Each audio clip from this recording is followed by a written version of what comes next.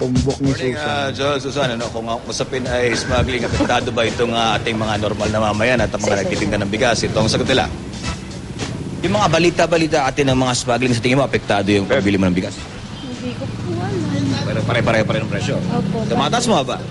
Ganun pa rin, hindi po bumababa, hindi tumataas. Tumataas pa rin. Hindi po mababa. Sa tingin mo, kailangan hulihin yung mga smuggler na yan? Siyempre naman. Dapat. Ilang klase ba bigas binibenta mo? Ilang klase yun na? Anong pinakamurang klase?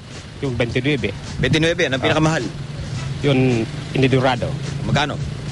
43. 43. Ano yung pinakamabili? Yun, hindi na parehas naman yun eh. Parehas lang. Pumipili na lang sila. Oo. Oo. Ate, anong pinakamurang bigas? Yung 31. 31. Oo. Pabili ba yan? Oo. Anong pinakamahal? Yung 36. 36. Anong mas mabili? 31, 36? Yung 36. Kasi, bakit? Masarap daw. Mas masarap. Anong pinipili mong klase ng bigas? Eh yung masarap tapos mura. Masarap at mura. Ayaw mo ng sobrang mahal.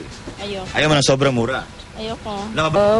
Siyempre, yung local natin, apektado talaga. Yung mga local na bigas, Oo. mga dito ginagawa, no? Kasi mas mura pag smuggle, hindi naman nagbabayad ng tax yan eh.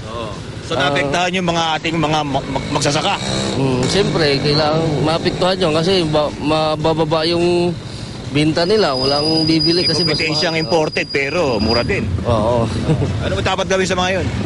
Dapat hulihin yan. Hulihin. Oo. Dapat pakainin ng bigas na hindi pa sinasayang. Hulihin yan eh. Hindi naman nagbabayad ng tax yan eh.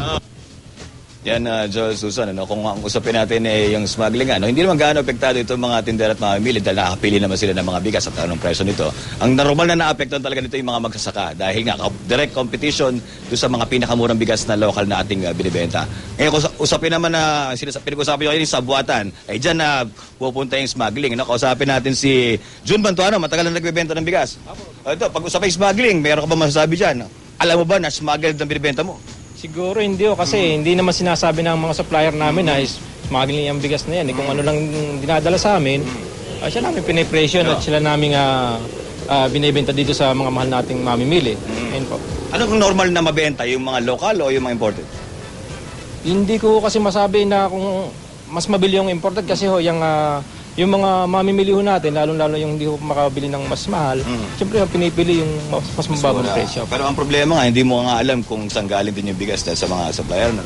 Ay hindi, basta yung supplier namin nagdadala sa amin, hindi naman sinasabi lang, galing ito dito, sa ganito, galing dyan. Basta bumagsak ko sa amin yan, na may presyo yan, binibenta naman namin dito sa mga suki namin. Yan, madagdag ko lang, Susan Joel, sa usapan nyo kanina. Itong usapin nga ng smuggling, kung mapapansin nyo sa video ng mga nahuhuli, karamihan doon sa mga bigas nga, o yung mga sako ng bigas, wala mga tatak. So parang pwede itong i-repackage, no? Ibang usapin ito doon sa sinasabing hoarding. Yung smuggling, kunyari, inismuggle nga dito, pero pag karaniwan nangyayari ang smuggling, pag sapat yung supply ng bigas natin, no? Malamang ko kasi siguro yung mga nag-smuggle naman ng bigas natin, hindi naman pumipili ng panahon yan para kumuha sila ng walang tax kasi mura. Iba yung sinasabi naman na hoarding. Ang hoarding, pag sinasabi, nagkikreate ng atmosphere nga na kulang tayo sa bigas at sinasabi para mabenta nga yung bigas. So matama, may sabuatan din dito pero hindi kayo epektado sa buhatan. Siguro lahat tayo epektado dito. Una-una yung gobyerno natin kasi po wala namang pumapasok sa kanilang tax na pagka yung smuggle na bigas po.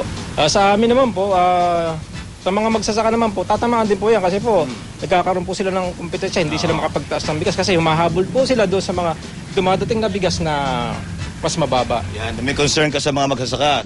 Abay dapat lang po kasi mga kababayan natin naghihirap na. Ito ang negosyo mo. Opo. At kumakain tayo ng bigas. Oo naman.